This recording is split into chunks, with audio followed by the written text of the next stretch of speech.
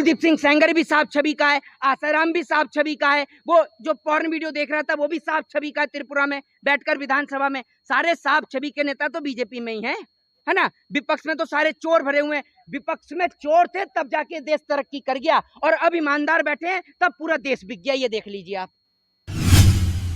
जिस तरीके से हमारे देश के प्रधानमंत्री को आज इंडिया शब्द से भी आपत्ति है, आप ये सोच लीजिए, देश को जो है वो संबोधित किया जाता है इंडिया के नाम से ही। हर एक व्यक्ति कहता है प्राउड टू बी इंडियन। और आप देख लीजिए किस तरीके से आज हमारे देश के प्रधानमंत्री को अगर विपक्ष ने अपने संगठन का नाम इंडिया रख लिया है तो कितनी आपत्ति हो रही है, ठीक है ना। और आप एक बात मुझे बताइए, भारतीय का मतलब क्या होता है? भारतीय का मतलब भी इंडियन होता है, ठीक है। और तो भारतीय जनता पार्टी के नाम के आगे क्या लगा हुआ है? भारतीय जनता पार्टी, तो उसमें भी तो आता है इंडियन, उसमें भी तो इंडियन आता है। तो नरेंद्र मोदी को उससे भी आपत्ति है। और हमारे देश के प्रधानमंत्री, आप ये सोचकर देखिए कि इतने नीचे चले गए कि हमारे देश के प्रधानमंत्री को आज देश से आपत्ति हो रही है, देश के नाम से आपत्ति हो रही है, इंडिया से आपत्ति हो रही है।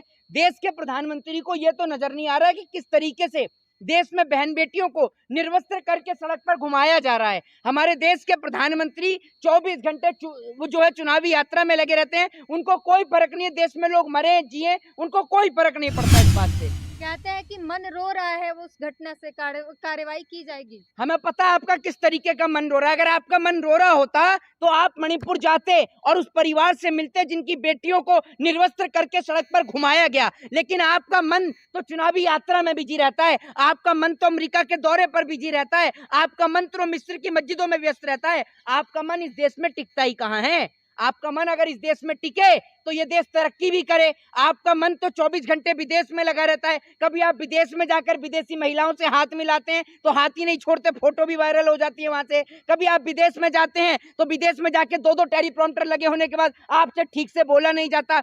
आप अब शिक्षा नीति पर चर्चा कर रहे हैं। आप खुद अपना बताएं, आपकी डिग्री के ऊपर खुद बहुत सारी जो है वो संदिग्धता बनी हुई है, और आप जो है शिक्षा के ऊपर चर्चा कर रहे हैं। जब आप स्कूल में जाते हैं तो नकली स्कूल का निर्माण करवाते हैं।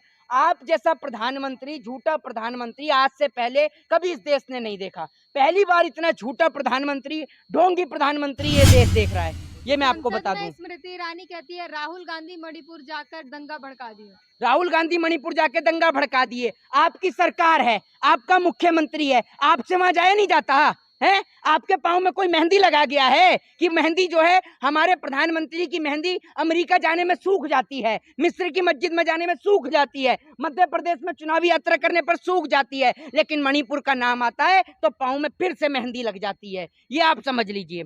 आज जितने भी टेलीविजन पर प्रवक्ता हैं ये सब के सब गूंगे हो गए हैं। वो जो चिल्लाता था ए करके, जो 1 मिनट अंजना जी, 1 मिनट अंजना जी, कहाँ है आज वो? क्यों नहीं बोलता वो संबित पात्र आज मणिपुर के ऊपर? क्यों नहीं जाते देश के प्रधानमंत्री मणिपुर? मणिपुर भारत देश का हिस्सा नहीं है क्या? है या नहीं? मैं आपसे पूछ रहा हूं, है या नहीं? है ना? तो देश के प्रधानमंत्री क्यों नहीं जा रहे हैं वहां पर? अगर विपक्ष वहां पर जा रहा है तो अनुराग ठाकुर खड़े होकर भाषण तो दे रहे हैं। अनुराग ठाकुर से ये नहीं कहा जा रहा कि उनकी पार्टी के नेता क्यों नहीं जाते। जिसकी पार्टी की सरकार है, 300 से ज्यादा जो सांसद लेके बैठे हुए हैं वो तो जाते नहीं है? अभी विपक्ष जो है राजनीति रोटियां सेकने जा रही है मणिपुर। अरे तो आप भी कोई सा पराठा सेकने के लिए चले जाओ मणिपुर में। आप भी कुछ पराठा, तंदूरी रोटी कुछ तो सेक लो जाकर। आप नहीं सेकोगे, आपने तो दंगा ही भड़काया है। आपका तो काम ही है देश के अंदर देश को जलवाने का। आपके ना तो प्रधानमंत्री जाते, ना आपकी पार्टी का कोई नेता, ना आपकी कोई मंत्री, ना कोई सांसद, कोई जाने को तैयार नहीं है मणिपुर के ऊपर। क्यों नहीं जाता कोई मणिपुर, बताइए। मणिपुर पर तो प्रधानमंत्री जी खेद व्यक्त किए ना, तकलीफ तो उन्होंने बताया कि बहुत तकलीफ हुई है इससे। अरे भैया, तकलीफ का तो मैंने आपको जवाब दिया ना। अगर तकलीफ होती तो जाकर मणिपुर के लोगों से मिलते ना। क्यों नहीं मिलते मणिपुर के लोगों से? देश के प्रधानमंत्री को यह दिख जाता है कि पाकिस्तान का हिंदू परेशान है। देश के प्रधानमंत्री को यह दिख जाता है कि वहां अमेरिका का हिंदू परेशान है। देश के प्रधानमंत्री को यह नहीं दिख रहा कि भारत देश का हिंदू कैसे परेशान है। भारत देश के हिंदुओं की बेटियों को निर्वस्त्र करके सड़कों पर घुमाया जा रहा है, ये नहीं नजर आता देश के प्रधानमंत्री को। पूरा देश देख रहा है आज मणिपुर को, सिवाय देश के प्रधानमंत्री को छोड़कर। रोज इस दिल्ली के जंतर मंतर पर धरने प्रदर्शन होते हैं, लेकिन मजाल है देश के प्रधानमंत्री पे या देश की सरकार के कान पर जूं भी रेंग जाए। देश के प्रधानमंत्री देश की बहन बेटियों के नाम पर गूंगे और चुप हो जाते हैं। जब बात देश की रेसलर बेटियों की थी तब देश के प्रधानमंत्री के मुंह से आवाज नहीं निकली। जब बात देश के किसान की थी तब इनके मुंह से आवाज नहीं निकली। हाथरस के जब में एक बेटी के साथ घटना हुई तब इनके मुंह से आवाज नहीं निकली। कुलदीप सिंह सेंगर के नाम पर आवाज नहीं निकली, राम रहीम के नाम पर आवाज नहीं निकली, आसाराम के नाम पर आवाज नहीं निकली और अब मणिपुर के नाम पर भी आवाज नहीं निकल रही। स्मृति ईरानी कह रही है कि आप लोग छत्तीसगढ़ राजस्थान के बारे में बात नहीं करते, मणिपुर के पीछे पड़े हैं। जरा ये बताइए मुझे, आप ये बताइए ना, अगर वो मणिपुर गए हैं तो आप भी तो जाइए छत्तीसगढ़, आप भी जाइए राजस्थान, आप भी जाइए पश्चिम बंगाल, क्यों नहीं जाती? जाइए ना। मुझे बताइए छत्तीसगढ़ में, राजस्थान में, मैं किसी सरकार का पक्ष नहीं ले रहा हूँ, आपसे पूछना चाहता हूँ किस जगह पर देश की बेटियों को निर्वस्त्र किया गया?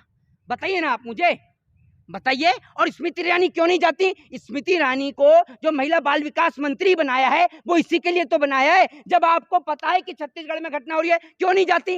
कितने परिवार से मिलने के लिए गई स्मृति ईरानी? जरा बताएं, डाटा दें इस बात का। जिस तरीके से स्मृति ईरानी झूठ बोलती हैं, इनके ऊपर मुकदमे दर्ज होने चाहिए। जैसे इन्होंने बोला कि इन्होंने प्रियंका गांधी को नमाज पढ़ते हुए देखा, जैसे प्रियंका गांधी की पर्सनल पीएसओ लगी हैं ये। इनको पता है कि प्रियंका गांधी इनको बता के जाती है कब वो नमाज पढ़ने जाती हैं, कब वो मंदिर में जाती हैं, इनको बता कर जाती हैं। इनको ये नहीं दिख रहा कि मणिपुर में बेटियों को निर्वस्त्र किया जा रहा है। प्रियंका गांधी ने नजर आती हैं और अपनी बेटी नजर आती है, बस देश की बेटियां नजर ही नहीं आती हैं। प्रधानमंत्री का काम नहीं दिखता, आप लोग उनके हाथ धो के पीछे पड़े हैं, बदनाम करने की कोशिश कर रहे हैं। प्रधानमंत्री का कौन सा काम है, जरा आप आज ही दिखा दो मुझे। 9 साल बेमिसाल चल रहा है। कौन सा देश मजबूत हो गया मैडम, आप जरा ये बता दीजिए। हैं ये नहीं, एक मिनट, बाहर आप खुद कितनी कंट्री घूम कर आई हैं? बताइए ना आप मुझे, कितनी कंट्री घूमी है आपने? बताइए, अब क्यों नहीं बोलती आप? बाहर जाकर देखिए, बाहर जाकर देखिए। आपने जाकर देखा है बाहर? बाहर जाकर देखिए। ये लोग ऐसे लोग हैं जो खुद दिल्ली यूपी से बाहर नहीं निकलते और कहते हैं बाहर जाकर देखिए। हमने देख रखा है बाहर जाके, हमें मत बताइए। आप बताइए, आप कितनी कंट्री घूम कर आई हैं? बाहर जाकर देखिए। 9 साल बेमिसाल का पोस्टर देख रहे हैं ना हर जगह। जी, रैंकिंग बढ़ गई है। किसकी? मोदी जी कहते हैं कि पासपोर्ट की रैंकिंग बढ़ गई है, जबकि ऐसी कोई रैंकिंग होती नहीं है, लेकिन उन्होंने कहा कि इंडियन पासपोर्ट की वैल्यू बढ़ गई है। जरा आप मुझे ये बताइए कि पासपोर्ट की कोई वैल्यू होती है क्या? पासपोर्ट की कहीं पे कोई वैल्यूएशन होती है? आप मुझे बताइए ना, इस सवाल का मुझे आप जवाब दीजिए। देश के प्रधानमंत्री, मुझे पता है कि मोदी जी बोलने के ऊपर कोई टैक्स नहीं है और खासकर झूठ बोलने पे। तो इसका मतलब ये नहीं है कि आप जितना मर्जी झूठ बोलते रहें। आपके मन में जितना झूठ आता है आप उतना झूठ बोलते रहते हैं। सुबह से शाम आपका काम ही है ये झूठ बोलने का। बताइए ना, आप ऑफिशियली डाटा दीजिए। और सरकार इस बात का डाटा क्यों नहीं देती है कि देश में प्रतिदिन कितने लोग भूख से मर रहे हैं, प्रतिदिन कितने लोग खाली पेट सोते हैं, कितना किसान आत्महत्या कर रहा है? सरकार डेटा दे इस बात का, क्यों नहीं करती है सामूहिक सरकार? ड्रोन रखे हुए हैं, ड्रोन के जरिए उन्हें पता चल जाता है कहाँ क्या घटना हो रही है। तो ऐसे में ये बड़ा सवाल है कि मणिपुर की घटना या ये जो कंस्ट्रक्शन हुआ संसद भवन का, वहाँ पानी की लीकेज हुई, आखिर ये कैसे हुई? नहीं, वो मैं आपको बताता रहा हूँ। एक ने ड्रोन रख रखे हैं, एक पर्ची निकाल रहा है, उसकी पर्ची कामयाब नहीं है, इनका ड्रोन कामयाब नहीं है। जब ड्रोन से इतना ही दिख रहा था तो मणिपुर नजर नहीं आया।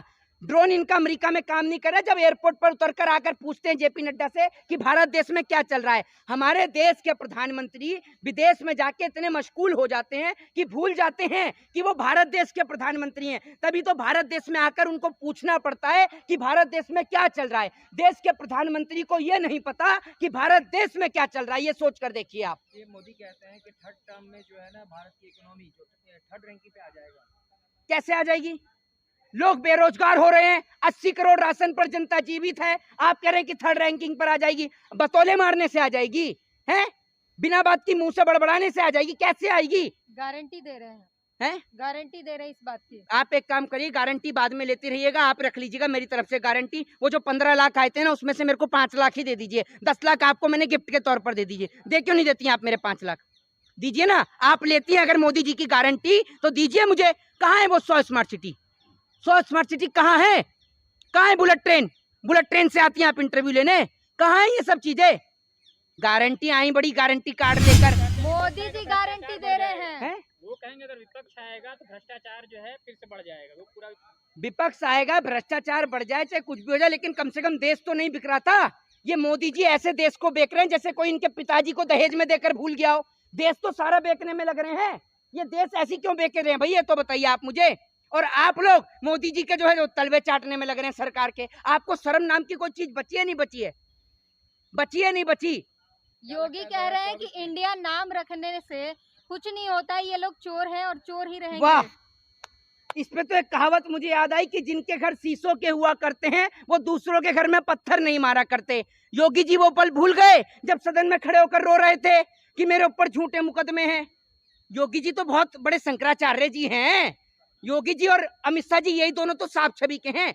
योगी जी का कोई क्रिमिनल बैकग्राउंड ही नहीं है, अमित शाह जी का भी कोई क्रिमिनल बैकग्राउंड नहीं है। ये तो सारे साफ छवि के नेता हैं। बीजेपी में गलत है। कुलदीप सिंह सेंगर भी साफ छवि का है, आसाराम भी साफ छवि का है, वो जो पॉर्न वीडियो देख रहा था वो भी साफ छवि का है, त्रिपुरा में बैठकर विधानसभा में। सारे साफ छवि के नेता तो बीजेपी में ही है ना। विपक्ष में तो सारे चोर भरे हुए हैं। विपक्ष में चोर थे तब जाके देश तरक्की कर गया, और अब ईमानदार बैठे हैं तब पूरा देश बिक गया। ये देख लीजिए आप।